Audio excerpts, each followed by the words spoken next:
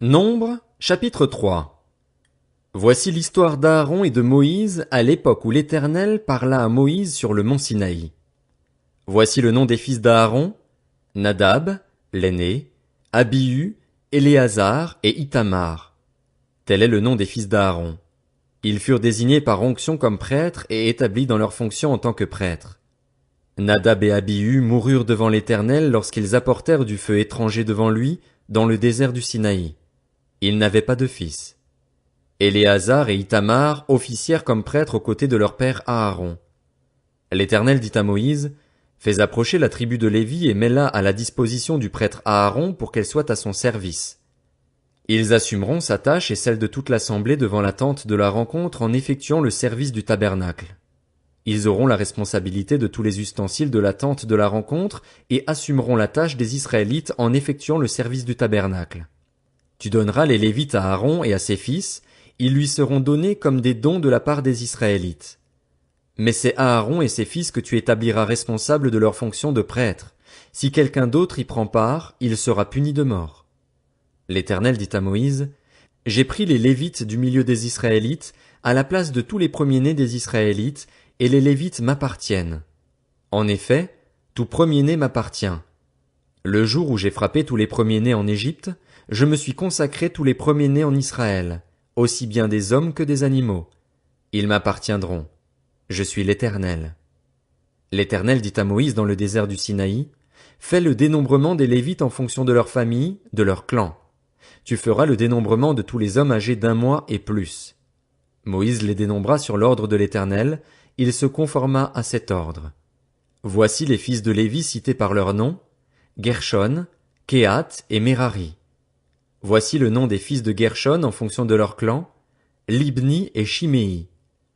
Voici les fils de Kehath en fonction de leur clan: Amram, Jitséar, Hébron et Uziel. Ainsi que les fils de Merari en fonction de leur clan: Mashli et Mushi. Tels sont les clans de Lévi en fonction de leur famille. De Gershon descendent les clans de Libni et de Shimei, tels sont les clans des Gershonites. En comptant tous les hommes âgés d'1 mois et plus, on dénombra 7500 personnes. Les clans des Gershonites campaient derrière le tabernacle à l'ouest. Le chef de famille des Gershonites était Eliasaph, fils de Laël. Pour ce qui concerne la tente de la rencontre, les descendants de Gershon étaient responsables du tabernacle et de la tente, de la couverture, du rideau qui est à l'entrée de la tente de la rencontre, des toiles du parvis, du rideau de l'entrée du parvis qui entoure le tabernacle et l'autel, ainsi que de tous les cordages destinés au service du tabernacle. De Kehath descendent les clans des Amramites, des Jitséarites, des Hébronites et des Uziélites, tels sont les clans des Kehathites. En comptant tous les hommes âgés d'1 mois et plus, il y en eut 8600 qui furent chargés de la responsabilité du sanctuaire. Les clans des descendants de Kehath campaient au côté sud du tabernacle. Le chef de famille pour les clans des Kehathites était Élitsaphan, fils d'Uziel. Ils étaient responsables de l'arche, de la table, du chandelier, des autels, des ustensiles du sanctuaire avec lesquels on fait le service, du voile et de tout ce qui en dépend. Le chef des Lévites était Éléazar, le fils du prêtre Aaron. Il supervisait les hommes chargés de la responsabilité du sanctuaire. De Merari descendent les clans de Mashli et de Mushi, tels sont les clans des Mérarites. En comptant tous les hommes âgés d'1 mois et plus, on dénombra 6200 personnes. Le chef de famille pour les clans de Merari était Suriel, fils d'Abihaïl. Il campait du côté nord du tabernacle. Les fils de Merari avaient la surveillance et la responsabilité des planches du tabernacle, de ses barres, de ses colonnes et leurs bases, de tous ses ustensiles et de tout ce qui en dépend, des colonnes placées sur tout le pourtour du parvis, de leurs bases, leurs pieux et leurs cordages. Moïse, Aaron et ses fils campaient devant le tabernacle, à l'est, devant la tente de la rencontre, du côté du soleil levant. Ils étaient chargés de la responsabilité du sanctuaire au nom des Israélites. Si quelqu'un d'autre s'en approchait, il devait être puni de mort. Moïse et Aaron dénombrèrent au total parmi les Lévites, sur l'ordre de l'Éternel en fonction de leur clan, 22 000 hommes âgés d'1 mois et plus. L'Éternel dit à Moïse: Fais le dénombrement de tous les premiers-nés de sexe masculin âgés d'1 mois et plus parmi les Israélites, et compte-les d'après leur nom. Tu prendras les Lévites pour moi, l'Éternel, à la place de tous les premiers-nés des Israélites, et le bétail des Lévites à la place de tous les premiers-nés du bétail des Israélites. Moïse fit le dénombrement de tous les premiers-nés parmi les Israélites, conformément à l'ordre que l'Éternel lui avait donné. On dénombra au total, en comptant les noms des hommes âgés d'1 mois et plus, 22 273 premiers-nés. L'Éternel dit à Moïse, « Prends les Lévites à la place de tous les premiers-nés des Israélites et le bétail des Lévites à la place de leur bétail. Les Lévites m'appartiennent. Je suis l'Éternel. » Pour le rachat des 273 qui dépassent le nombre des Lévites parmi les premiers-nés des Israélites, tu prendras 5 pièces par personne. Tu les prendras d'après la valeur étalon du sanctuaire qui est de 10 grammes. Tu donneras l'argent à Aaron et à ses fils pour le rachat de ceux qui sont en trop par rapport au nombre des Lévites. Moïse prit l'argent pour le rachat de ceux qui dépassaient le nombre des premiers-nés rachetés par les Lévites. Il prit l'argent des premiers-nés des Israélites, 1365 pièces, d'après la valeur étalon du sanctuaire. Moïse donna l'argent du rachat à Aaron et à ses fils, suivant l'ordre de l'Éternel. Il se conforma à l'ordre que l'Éternel lui avait donné. Nombre, chapitre 4. L'Éternel dit à Moïse et à Aaron, « Parmi les Lévites, compte les descendants de Kehath en fonction de leur clan, de leur famille. Compte les hommes âgés de 30 à 50 ans, tous ceux qui sont aptes à exercer une fonction dans la tente de la rencontre. Voici les fonctions des descendants de Kehath dans la tente de la rencontre, ils seront chargés du lieu très saint. Au moment du départ du camp, Aaron et ses fils viendront démonter le voile et en couvriront l'arche du témoignage. Ils mettront dessus une couverture de peau de dauphin et ils étendront par-dessus un drap entièrement fait d'étoffe bleue, puis ils placeront les barres du coffre. Ils étendront un drap bleu sur la table des pains consacrés et ils mettront dessus les plats, les coupes, les tasses et les gobelets pour les offrandes de produits liquides. Quant au pain, il restera sur la table. Ils étendront sur ces éléments un drap cramoisi, qu'ils envelopperont dans une couverture de peau de dauphin, puis ils placeront les barres de la table. Ils prendront un drap bleu et couvriront le chandelier, ses lampes, ses mouchettes, ses vases à cendre et tous les vases à huile destinés à son service. Ils le mettront avec tous ses ustensiles dans une couverture de peau de dauphin, puis ils le placeront sur le brancard.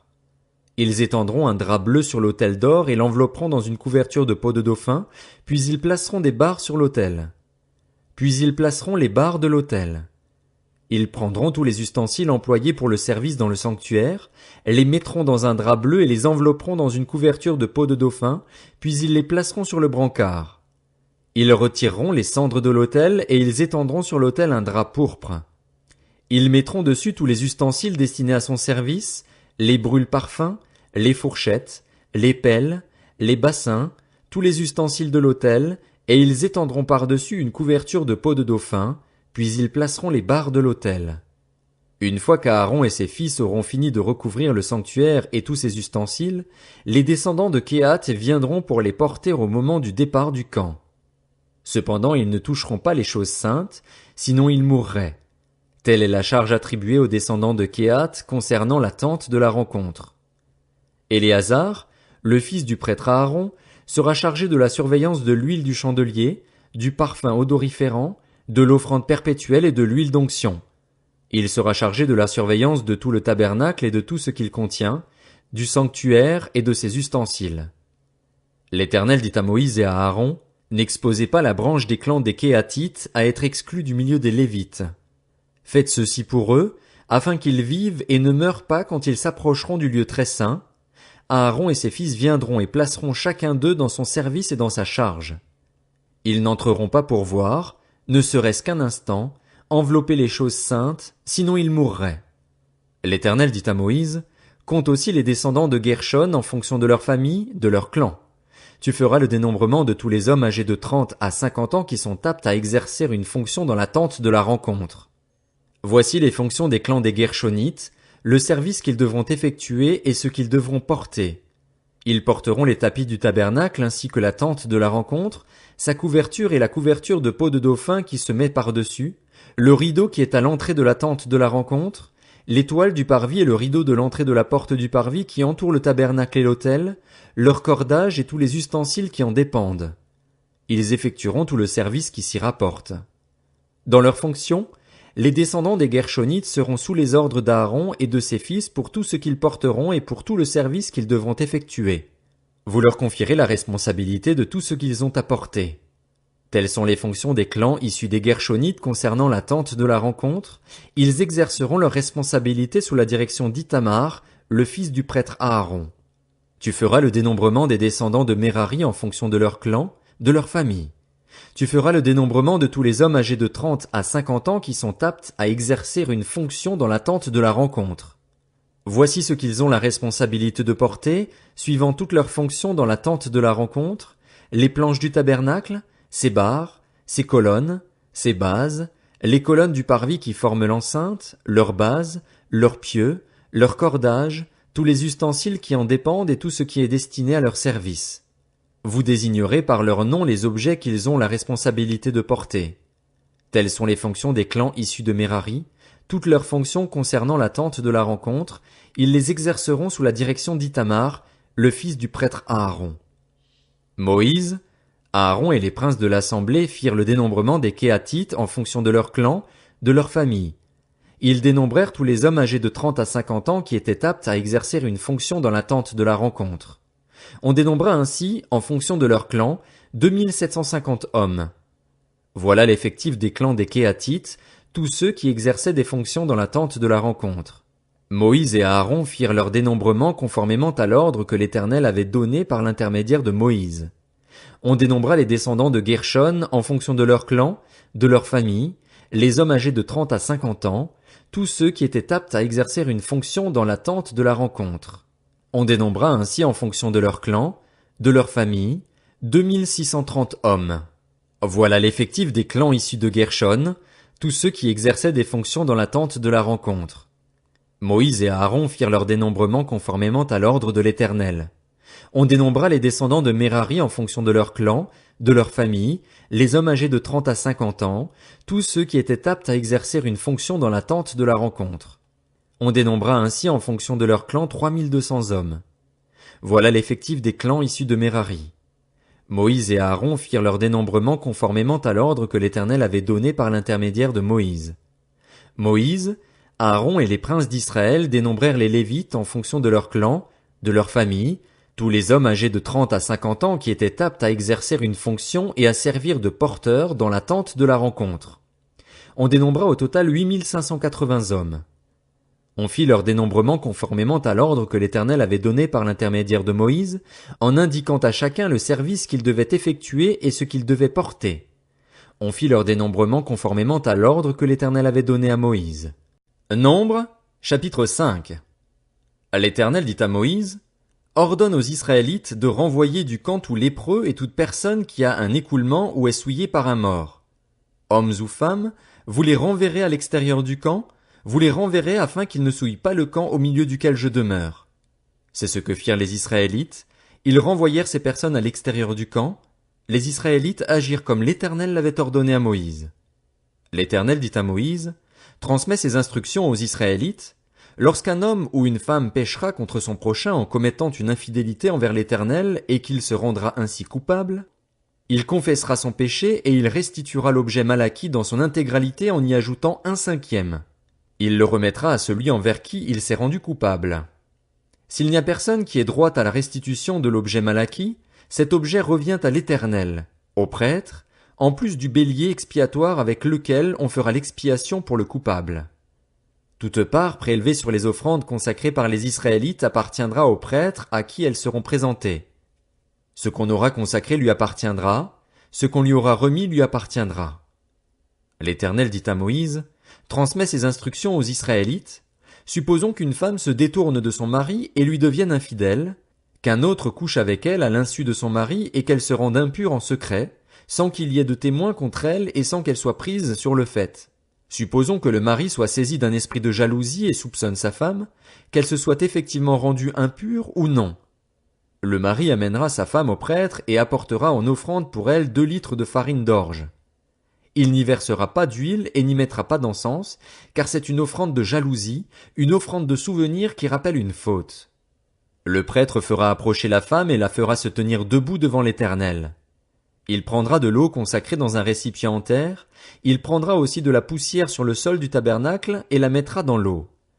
Le prêtre fera tenir la femme debout devant l'Éternel. Il défera la chevelure de la femme et posera sur ses mains l'offrande de souvenir, l'offrande de jalousie, tandis que lui-même tiendra dans sa main l'eau amère qui apporte la malédiction.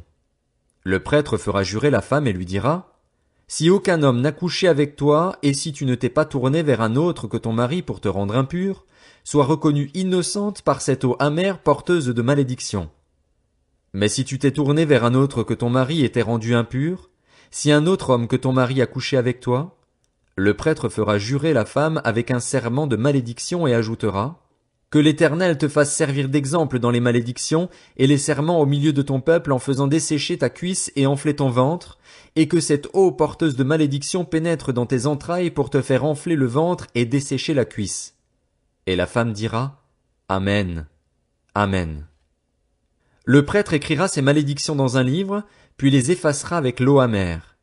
Il fera boire à la femme l'eau amère porteuse de malédiction et cette eau entrera en elle pour produire l'amertume. Le prêtre prendra l'offrande de jalousie des mains de la femme, fera le geste de présentation devant l'Éternel et l'offrira sur l'autel. Il prendra une poignée de cette offrande comme souvenir et la brûlera sur l'autel. C'est après cela qu'il fera boire l'eau à la femme. Quand il aura fait boire l'eau, si la femme s'est rendue impure et a été infidèle à son mari, l'eau porteuse de malédiction entrera en elle pour produire l'amertume. Son ventre enflera, sa cuisse se desséchera et cette femme servira d'exemple dans les malédictions au milieu de son peuple. Mais si la femme ne s'est pas rendue impure, si elle est pure, elle sera reconnue innocente et aura des enfants. Telle est la loi sur la jalousie, pour le cas où une femme se tourne vers un autre que son mari et se rend impure, et pour le cas où un mari saisi d'un esprit de jalousie soupçonne sa femme. Le prêtre la fera se tenir debout devant l'Éternel et lui appliquera cette loi dans son intégralité. Le mari sera considéré comme innocent, mais la femme supportera les conséquences de sa faute.